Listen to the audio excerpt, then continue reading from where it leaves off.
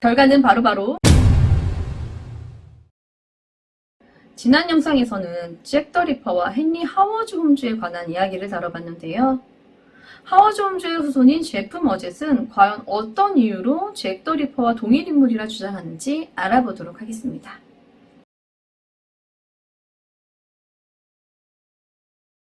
미국의 최초 연쇄살인마이자 최악의 연쇄살인마라 기록된 살인호텔의 주인 하워즈 홈즈, 영국의 희대의 살인마이자 영원한 미제 사건으로 남게 된 잭 더 리퍼, 그리고 둘은 동일 인물이라 주장하는 홈즈의 4대 손 제프 머젯.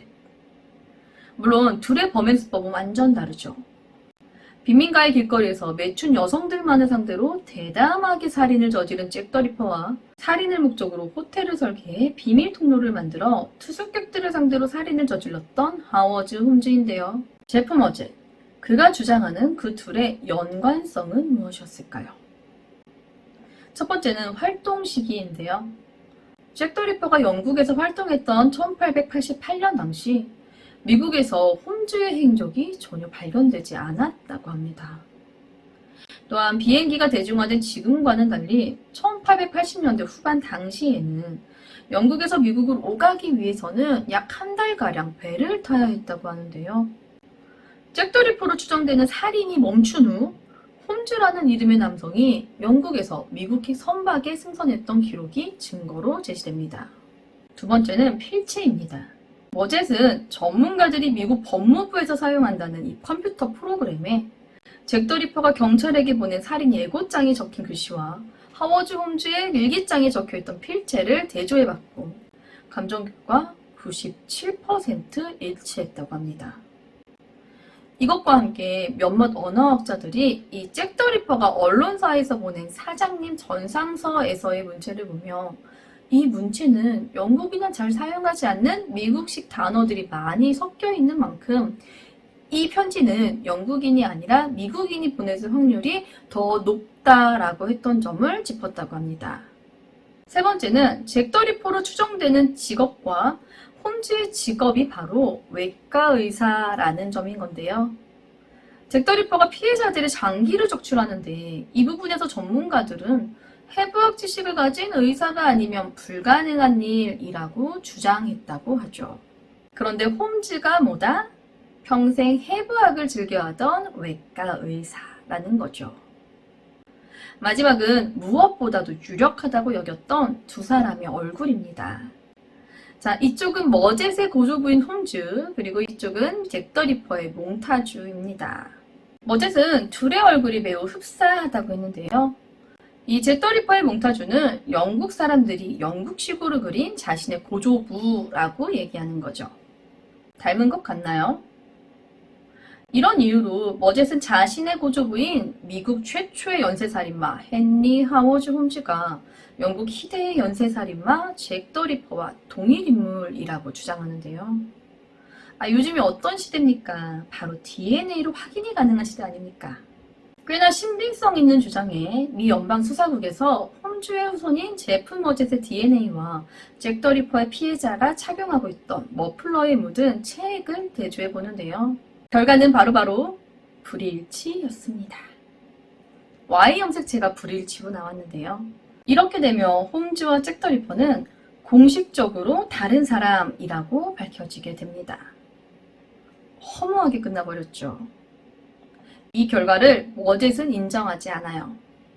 잭 더 리퍼 사건이 100년의 시간이 흐른 만큼 DNA 존재 자체가 완벽하지 않으며 매춘부였던 에드워즈의 머플러에 묻어있는 체액의 주인이 100% 잭 더 리퍼다라는 확실한 증거가 없다는 거죠.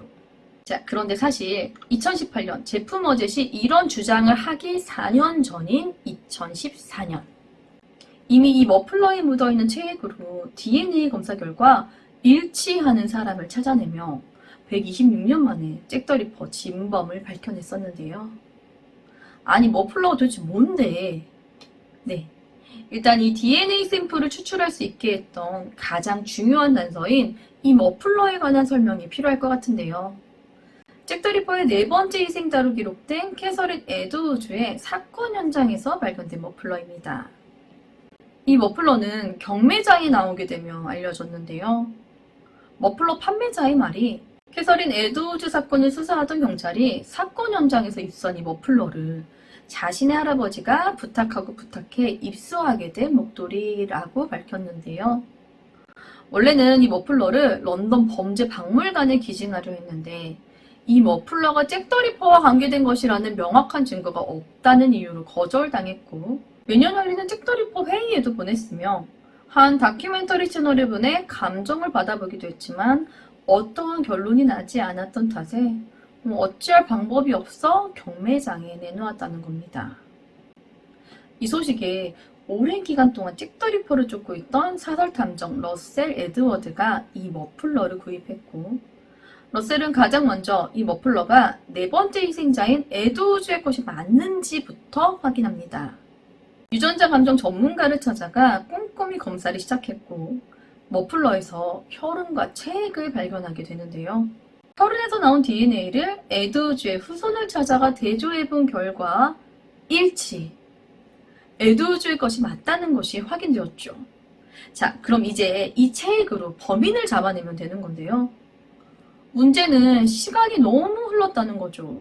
시간이 너무 흘러 체액에서 DNA 채취가 어려워서 문제를 겪던 중 이 분야의 최고 전문가인 데이비드 밀러 박사에게 의뢰한 끝에 2012년 마침내 범인의 것으로 추정되는 DNA 채취에 성공합니다. 하워드 홈즈의 후손인 제프 머젯의 DNA 역시 이 DNA와 대조해본 것인데요. 불일치했던 제프 머젯과는 다르게 이 DNA는 누구와 일치했을까요? 이미 범인으로 추정되던 용의자들은 다 사망했죠. 범인을 찾기 위해선 용의자들의 후손들과 일일이 DNA를 대조하는 방법밖에 없었는데요. 자신들이 잭 더 리퍼의 후손으로 낙인이 찍히는 것에 대부분의 사람들이 거절을 하죠. 긴 설득 끝에 2014년 드디어 일치하는 DNA를 찾습니다. 가장 유력한 용의자들 중 과연 누구였을까요? 바로 폴란드 출신의 이발사 에런 코즈민스키였습니다. 이 에런 코즈민스키는 유력 용의자들 중에서도 잭 더 리퍼의 가장 가까운 인물로 칭해지는 사람인데요.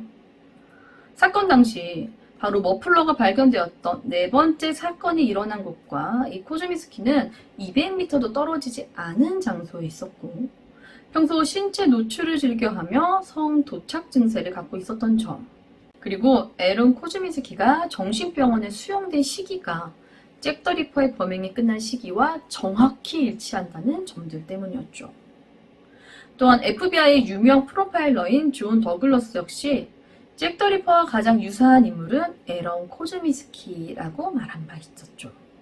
물론 일부에서는 100년을 넘게 조심성 없이 여기저기 떠돌아다닌 머플러에 묻은 이 DNA가 완전히 보존되었을 리 없다며 DNA의 손상을 우려하기도 했지만 우연치고는 너무 기가 막히게도 가장 유력한 용의자였던 에런 코즈민스키의 후손에서 일치가 나왔다는 부분도 절대 무시할 수 없다는 점이라는 거죠.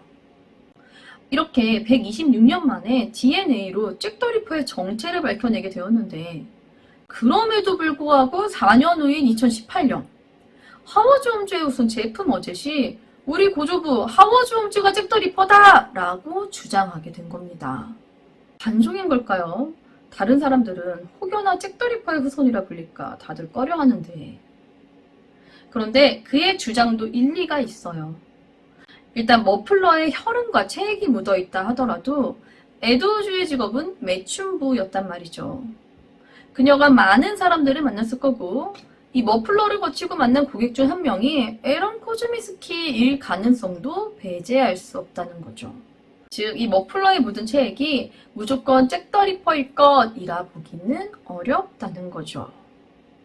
자, 오늘은 잭 더 리퍼와 하워드 홈즈의 이야기를 해보았는데요. 여러분들의 생각은 어떠신가요? DNA 대조 결과 일치로 나오며 공식적으로 잭 더 리퍼가 된 에런 코즈민스키와 필체와 몽타주의 생김새가 비슷하지만 DNA가 불치해 공식적으로 아니라고 밝혀진 헨리 하워드 홈즈. 그리고 100년이 지나 훼손되었을지 모르는 DNA 샘플. 물론 지금도 이 둘이 아니라 당시 거론된 유력한 용의자들 중 한 명일 것으로 보는 사람들도 많아요. 잭더 리퍼가 잡히지 않았기 때문에 결국 미스테리로 남는 거겠죠. 오늘 준비한 이야기는 여기까지입니다. 저는 뉴스패치의 뉴스였습니다. 긴 이야기 시청해주셔서 감사합니다.